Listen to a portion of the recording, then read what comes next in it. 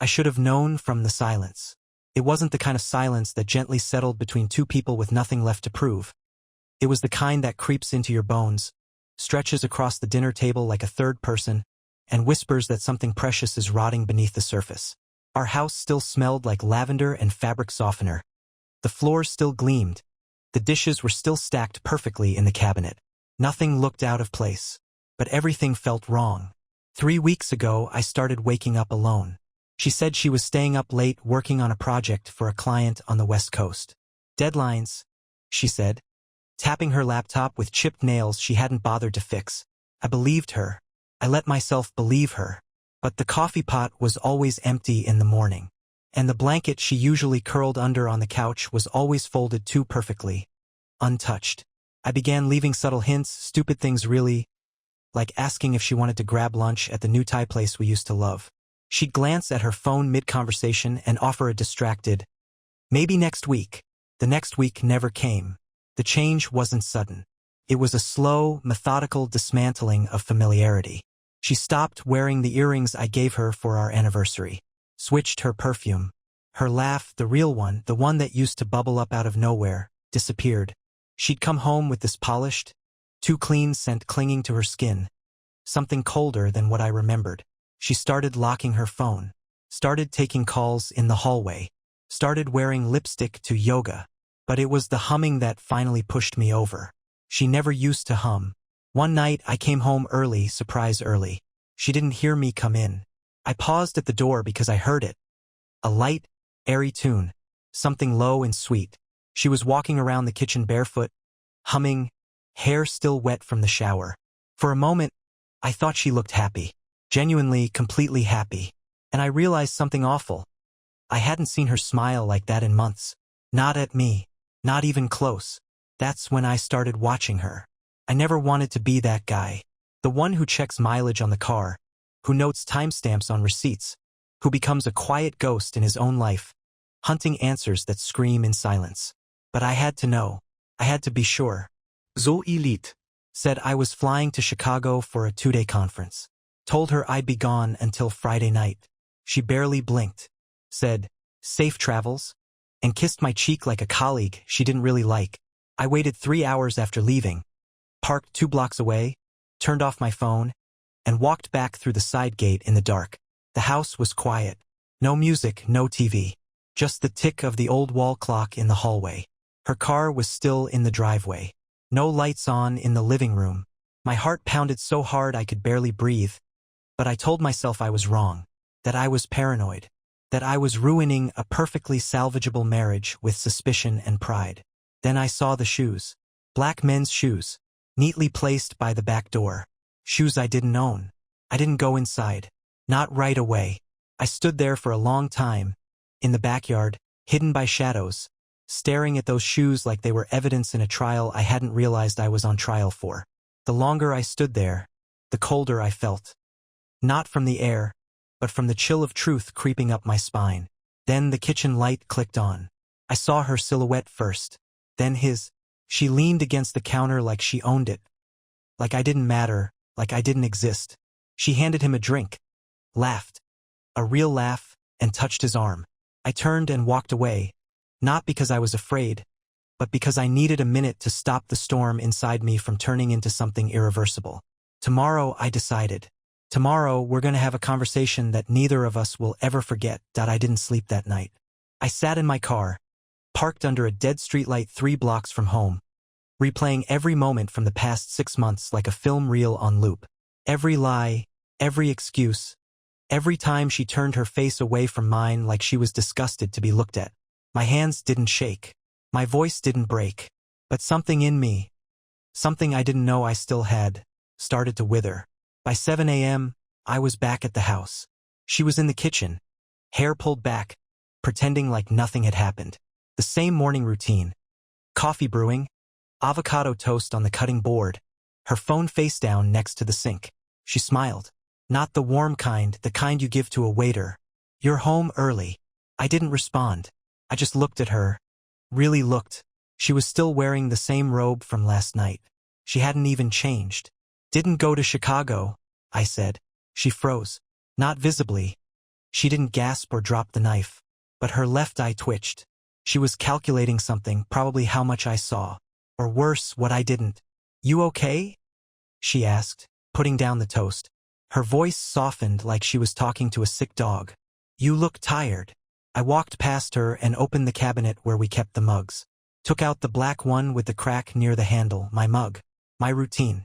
I poured coffee. Slowly. The silence was growing teeth. "You had someone in the house?" I said without turning around. That stopped her. She didn't move, didn't breathe, but she didn't deny it. And that told me everything. "I saw the shoes," I added. "He left them by the back door like he and she lived here." Still nothing. She stepped away from the counter, paced once. Her fingers curled around the edge of the sink like she needed to anchor herself. "You came back," she finally said. "Yeah," I replied. "I came back. That a problem?" And then she had the audacity to roll her eyes. "Matt, if you were going to spy on me like a paranoid freak, at least have the decency to own it." That's when the air left the room. I turned to face her, and for the first time in our marriage, I wasn't sad. I wasn't confused. I was something raw. She looked at me like I was inconvenient, like I was the one who owed her an apology. The look on her face. Indifferent, a little bored.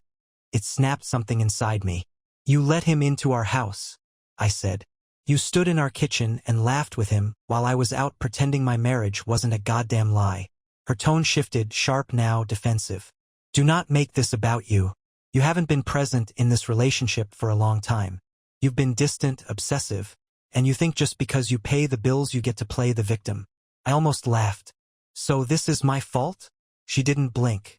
"If you had actually cared about what was happening between us, maybe you would have seen this coming."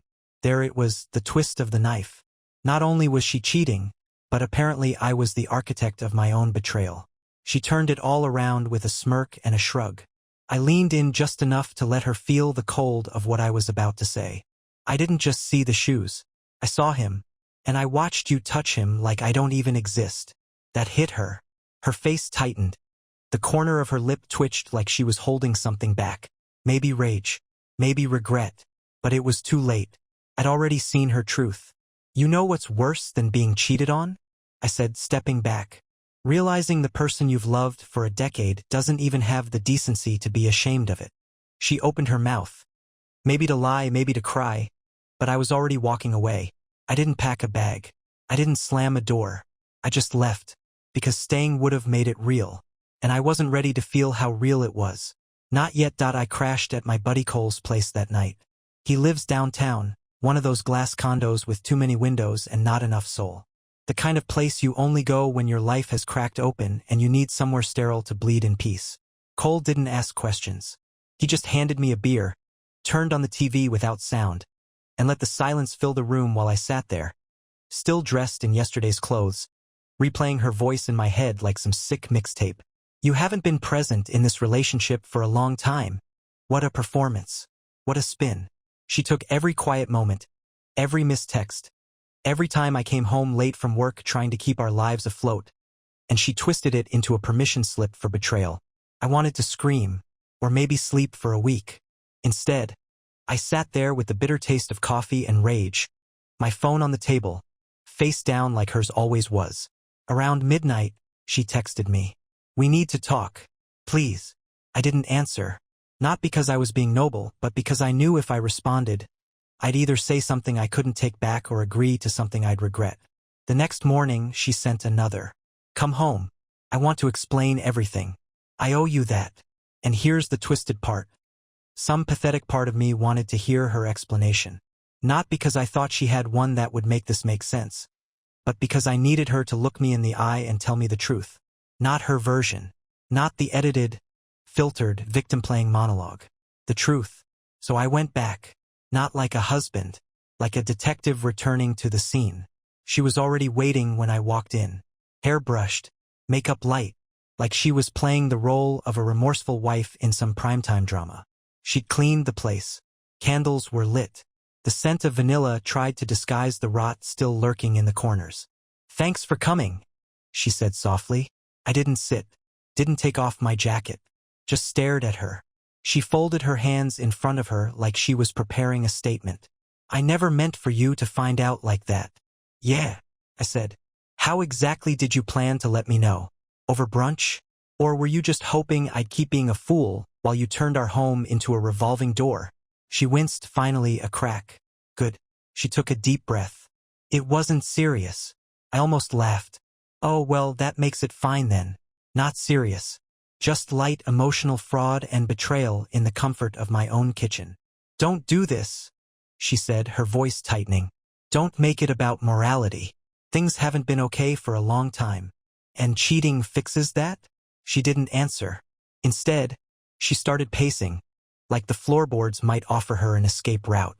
You checked out months ago, Matt. You stopped seeing me. I saw you, I snapped. I saw everything, even when I didn't want to.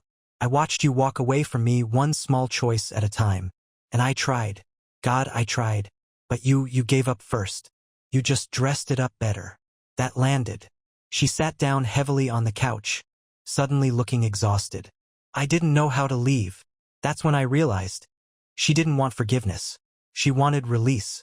She wanted to be told that what she did was okay because she felt trapped. Because life got dull. Because I didn't read her mind and fix it all before she strayed. And maybe I wasn't perfect. But I was there. I walked to the door. She stood quickly. So that's it? You're just gonna leave? I turned back to her. I didn't leave. You did. You just stayed in the house. Then I walked out. No slamming. No drama. Just the dull, heavy weight of the truth settling behind me like a storm cloud that never really leaves. I didn't go back to Cole's that night. I needed air, not walls. I drove without a destination, the kind of driving that eats up time and gas and gives nothing back but static from the radio and the hum of thoughts you can't shut up. Streetlights smeared past like ghosts. I passed our gym, our old breakfast spot, the park where we used to walk on Sunday mornings. Everything looked the same, and that made it worse. The city had no idea my life had just been torched. I ended up at the lake. That ugly man-made thing by the freeway with too many seagulls and a constant smell of algae and car exhaust. Not exactly poetic, but it was empty. It was quiet. I stood there watching the water churn, and it hit me. She wasn't crying. Not when I confronted her. Not when I left. Not even when I told her I saw them together. She was controlled, cold, like someone narrating a documentary about their own crime scene. And then it got worse. My phone buzzed again.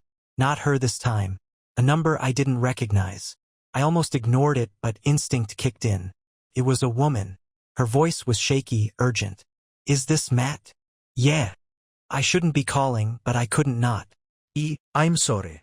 I think you deserve to know everything. My heart dropped. She introduced herself. I won't repeat her name, but she was his girlfriend. The guy from the kitchen.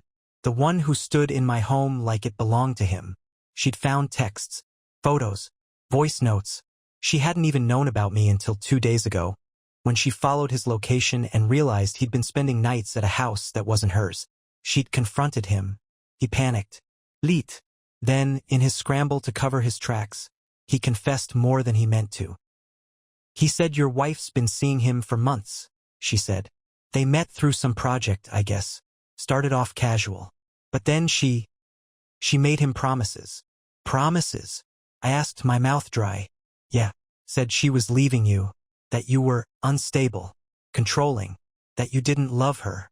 That she had to sneak around because you were dangerous. Dangerous. That word hit me like a slap. I gripped the phone so hard it could have cracked. She told him I was dangerous? I'm so sorry, the woman whispered. She framed you as some monster. Said you'd hurt her if she told you the truth. I didn't remember much after that. Just the sound of my blood in my ears, and the surreal clarity of knowing this wasn't just betrayal. This was a calculated smear. She wasn't just erasing me from her life. She was rewriting the story to make herself the heroine escaping the villain. I hung up, didn't speak, didn't cry. I drove home, not to talk, not to beg, to confront her again, this time not about cheating, but about the lies that came after. Because it wasn't enough that she stabbed me in the back. She wanted everyone to believe I deserved it. She was in the living room when I walked in, feet curled up on the couch, glass of wine in hand, TV on some mindless drama she wasn't even watching. She looked up like she didn't expect to see me again so soon, or maybe ever. Her mouth opened, probably rehearsing the next line in her tragic, misunderstood wife monologue. But I beat her to it. You told him I was dangerous? The words landed like a punch. Her eyes widened for half a second. Not guilt, just surprise that I knew. Then she composed herself, set the wine glass down, and tried to look calm. It was always her move, ice over fire. Matt, I didn't say that exactly. I stepped forward. One step. Not aggressive, not threatening. Just enough to cut the air between us in half. Tell me exactly what you said. Word for word. Because he told his girlfriend that you made me sound like some kind of ticking bomb. She stood, slow and deliberate, like she thought posture could still save her. You're twisting things. I said you'd get upset. I said you might not react well. Which, look at you. You're storming in here again, accusing. I laughed. Loud. Ugly. It echoed off the walls. You lied to him. You lied to me. And now you're trying to lie to yourself like there's some moral high ground in this disaster you built. She crossed her arms. I was scared. No, I said, voice cold. You were cowardly. There's a difference. You wanted out, but you didn't want to look like the bad guy. So you rewrote the script.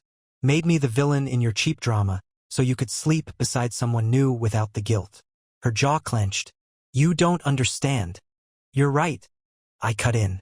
I don't understand how someone I shared my life with, could turn around and make me into a threat. I don't understand how you looked me in the eye every day while crafting an entire fiction behind my back. She looked away, out the window, anywhere but at me. That silence told me everything. You used me? I said, quieter now. Not for effect, but because the rage was giving way to something worse. Realization. You used my patience, my loyalty, my love, as a smokescreen while you set fire to everything. I was unhappy, she said finally. I didn't know how else to fix it. So you detonated it. She didn't reply. Didn't need to. Her silence was an answer and a confession. She didn't regret what she did. She regretted that it unraveled. I walked to the hall closet, pulled out the duffel I hadn't touched since college, and began stuffing it with what little I needed. Shirt, charger, passport. I didn't speak. She watched me the way someone watches a stranger leave their house, with confusion, with relief, with something close to fear. You're really going, she said. I paused. Yeah, and you don't get to cry about that. Then I left. No dramatic exit. No thunderstorm. Just the final sound of my own footsteps on the hardwood floor. She'll have to walk alone now. The first night away felt like being underwater. Not drowning. Just suspended in something thick and slow where every sound is muffled and every thought drags like it's been drugged. I stayed in a cheap, extended stay on the edge of town, the kind of place that smells like old carpet and desperation. The curtains didn't quite close all the way, and the bed creaked if you so much as breathed wrong. But it was mine. The silence, the space, the distance, they were mine. That night, I stared at the ceiling and tried to remember when I stopped being her person and started being her excuse. I couldn't pinpoint it. There was no sharp break, no singular moment of collapse. It was more like a leak that had been dripping behind the drywall for years, silent but steady, until the whole structure sagged under the weight of what we hadn't said. The next morning, I called my lawyer. There was no hesitation, no deliberation, just a quiet, firm decision that had been fermenting for weeks, maybe months. He answered on the second ring. A guy I'd met through a coworker, someone no-nonsense and blunt. I told him I needed to file, clean and fast. No kids? He asked. No, irraplia. Joint assets. Just the house. All right, he said. This won't take long. Nothing ever really does once you stop pretending it's not broken. Later that day, I got a message from her. I stared at the notification for a full minute before opening it. I don't want it to end like this. Can we talk? Just once more, in person? It wasn't desperation. It wasn't even sadness. It was curiosity. She wanted to see what I'd say. She wanted the last word. Or maybe she wanted a chance to rewrite the ending one more time, to spin it into a story where she was still the misunderstood protagonist. I didn't reply. Instead, I called Cole and asked if he still had that extra key to his cabin up north. He did. And by sunset, I was halfway to the mountains, windows down, music loud, the wind clawing at the weight I'd been carrying. The cabin wasn't fancy. Wood-paneled walls, mismatched furniture, a fireplace that needed coaxing. But it was quiet, clean, uncomplicated. That night, I sat on the porch, wrapped in a blanket that smelled like cedar, watching the stars pierce the dark. And for the first time in weeks, I felt the anger start to bleed out of me. Not because she deserved peace, but because I did. The mountains didn't fix me. Let's get that clear. They didn't wrap me up in healing or bathe me in serenity like some feel-good Instagram quote. But they did do something I hadn't expected. They shut the noise off. No traffic, no notifications, no emails. Just wind, the occasional bird, and the distant creak of old trees. Silence, real silence, has a way of forcing you to listen to what you've been trying to ignore. I spent 3 days at the cabin without checking my phone. No updates. No messages. No lurking her social accounts. No scrolling back through our photos to find proof that it hadn't always been this way. That time, I used to waste it on pain. Now, I spent it chopping firewood, fixing a broken step on the porch, cooking sad little meals on a one-burner stove. It was pathetic, and it was perfect. On the 4th day, I finally turned my phone back on. 3 voicemails, 12 texts, 1 missed call from a number I didn't recognize. I listened to the voicemails last. The first was from her. I don't know if you're ignoring me or if you really meant it, but I just need you to know that I'm sorry. Not for everything, but for how it ended. I didn't mean for it to unravel this way. I almost laughed. Not for everything. That was her, alright, always negotiating guilt like it was on a sliding scale. The second voicemail was from her mother. Matt, I heard what happened. I don't know the full story and maybe I never will, but you were good to her. I saw that. I'm sorry it ended this way. That one stung. Her mom had always liked me. Probably more than she liked her own daughter some days. The third message, though, that was the one that changed everything. It was from the other woman. His girlfriend. Again. He's gone. Packed up. Vanished. Quit his job, shut off his socials, disappeared. I thought maybe he'd run to her. But when I asked, she looked surprised. Said she hadn't heard from him in days. I think he played both of us. Maybe more. That caught me off guard. Not because I cared where he went, but because I realized she was alone. The man she destroyed our marriage for? He dipped. Didn't claim her. Didn't move in. Didn't fight for her. She burned everything for someone who vanished the second it got complicated. I sat with that, let it roll around in my mind while the fire crackled beside me. She wasn't just cruel. She wasn't just deceitful. She was used. And deep down, some part of her knew it. That's why she kept texting. That's why she kept reaching out. Not because she wanted me back, but because she realized she'd gambled everything and lost both ways. And now, for the first time, I wasn't the one in pieces. A week later, the divorce papers were ready. I signed them in a coffee shop, not because I wanted to make a scene, but because I didn't want her in my space. We met at a place halfway between the cabin and the city. Public, neutral, beige. The kind of place where even betrayal feels polite. She showed up 10 minutes late. No makeup. Hair tied back. Wearing a sweatshirt I recognized, mine actually one I'd left in the closet. The familiarity of it was almost offensive. I didn't expect to see you like this, she said, sliding into the booth across from me. Like what? I asked. Calm. I didn't answer. Just opened the folder. Slid the papers across. You'll want to initial there and there. Final signatures on the last page. She didn't pick up the pen right away. Instead, she stared at me, searching my face like there was something still buried there she could use. I gave her nothing. Not a twitch. Not a blink. You really hate me, she said, more like a statement than a question. No, I replied and meant it. I don't have the energy. That hit harder than rage ever could. She looked down, eyes scanning the papers, and for a second I saw something. Not regret, but fear. Not fear of me. Fear of the void. Fear of what came next. Because for the first time she wasn't running toward someone else. There was no safety net. No affair to fall back into. Just the reality of what she'd done, and the man who was finally walking away.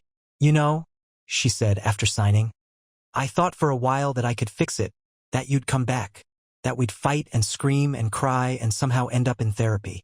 Yeah, I said, You misjudged the ending. She slid the folder back toward me. Her hand trembled just barely. It would have broken me once. Now it was background noise. I'll have my lawyer finalize everything, I said, standing. She stood too. Not like a wife, like a stranger. A woman who'd wandered into my story and confused herself for the main character. And as I turned to leave, she called out, "Matt."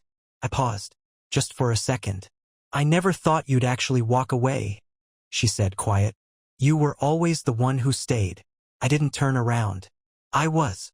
And I walked out, leaving her behind with 2 coffees going cold and the sharp taste of her own choices finally settling on her tongue.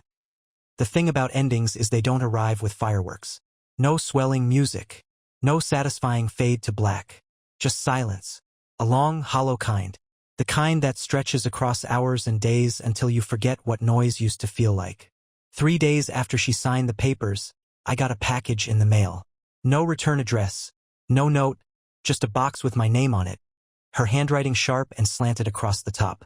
I stared at it for a while, let it sit on the kitchen counter of the cabin, unopened. By then, I'd started putting routines back together. Not the old ones, those were hers as much as mine, and I didn't want anything that still smelled like us. These were new. I woke early, made bad coffee in a French press that leaked, walked the trail behind the cabin that led nowhere but trees and frost. I started reading again. Dumb thrillers. 1 every 2 days. Anything to keep my mind from drifting back to the life I'd scrubbed clean. On the 4th day, I opened the box. Inside were small things. Stupid things. A keychain I lost 2 years ago. A Polaroid from our trip to Vermont. A sweater I thought she'd thrown out. And a letter. I didn't want to read it, but I did. It was 5 pages, front and back. No apologies. No real admissions. Just a retelling her version of the fall. A narrative where she was lonely, confused, starved for affection, a victim of silence, of routine, of my inability to anticipate what she wouldn't say out loud. She never once called it cheating. She called it drifting. She didn't mention the lies, or the man, or how she painted me into a monster to justify running. She only mentioned how she felt, small, unloved, forgotten. And that's when I understood the most bitter truth of all. She never saw me. Not really. I was a mirror, a utility, a shape that fit her story until it didn't. And when the shape changed, she didn't grieve me. She grieved the version of herself that existed beside me. I burned the letter in the fireplace.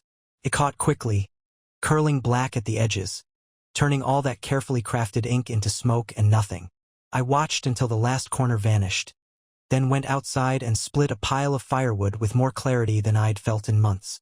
That night, I slept without waking. No dreams. No ghosts. And for the first time since this all began, I didn't check my phone in the morning. Because I knew she wouldn't reach out again. And more importantly, I knew I wouldn't want her to. It's strange how healing feels less like a victory and more like a quiet resignation.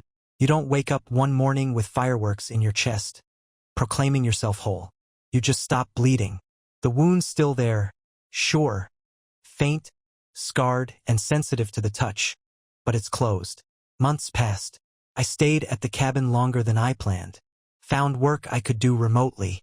Started volunteering at a nearby shelter on weekends, not for redemption or distraction, but because it felt good to do something that didn't revolve around me. I spoke less, listened more. The world kept turning, uncaring and constant, and that was comforting in a way I hadn't expected. People ask if I'm over her. I don't think over is the right word. You don't get over someone you gave your entire life to. You absorb them, their choices, their betrayals, the things they left unsaid. They become part of the landscape you walk now. You don't forget the fire, you just stop standing in the ash. One afternoon, I ran into her friend at a grocery store near the city. She looked surprised to see me. Not in a bad way, just like someone spotting a ghost at the deli counter. "She's changed," the friend said, after a pause too long to be casual. I didn't ask what she meant. I didn't care. Not out of bitterness. Just indifference. A dull, clean kind that comes from knowing the past is a book you've closed. I smiled politely, paid for my groceries, and walked out without looking back. I never remarried. Not yet, anyway. Not because I'm afraid, but because I know now what it costs to let someone all the way in.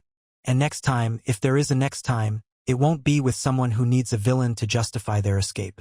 It'll be with someone who fights for the story, not just to rewrite it. So here's what I've learned. If you're reading this and you're where I was, love is not enough. Not by itself. It needs truth. It needs effort when it's boring and attention when it's quiet. And if someone breaks you, don't waste your energy trying to make them understand what they shattered. Take your time. Mourn it. Let the ache hollow you out. Then fill that space with something better. Because peace, real peace, doesn't come from getting even. It comes from walking away clean.